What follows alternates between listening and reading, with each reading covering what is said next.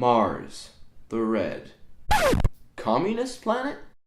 With all the recent talk of humankind colonizing Mars, some serious questions need to be asked. The first question that needs to be answered is, who would run the colony? There is the Outer Space Treaty, which states that outer space is the common heritage of mankind. But would that mean the United Nations would control a colony on Mars? That would be ideal, except for the fact that global superpowers on the UN Security Council, such as China, Russia, France, the United Kingdom, and the United States, would have total dominance over a colony on Mars. And that smaller and less powerful nations would have no say in the decisions made in the so-called common heritage of mankind. So that idea should be scrapped.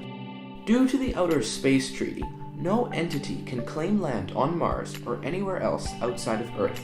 That falls directly in the communist category, as in a communist society, nobody can have ownership to land. Sorry, Elon Musk.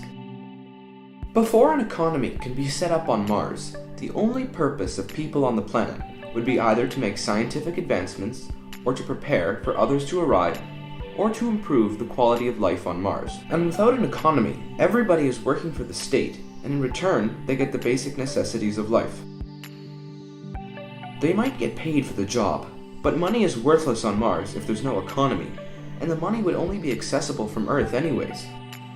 Working for the state for equal wages, regardless of profession, definitely falls under communism. In communism, there must always be a violent revolution to overthrow the upper class. That will not happen on Mars anytime soon, because there's no upper class if there's no economy or even people there.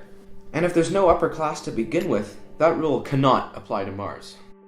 Another requirement of communism is that the government control the basic decisions of the citizens, such as education, religion, employment, and even marriage.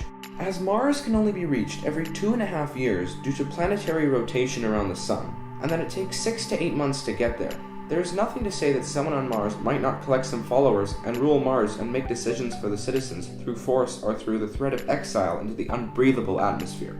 It would take 3 to 22 minutes for a warning signal, if any, to be sent from Mars to the Earth, and up to 2.5 years until help arrives. Would a Martian army be called the Red Army? Mars is, after all, the red planet.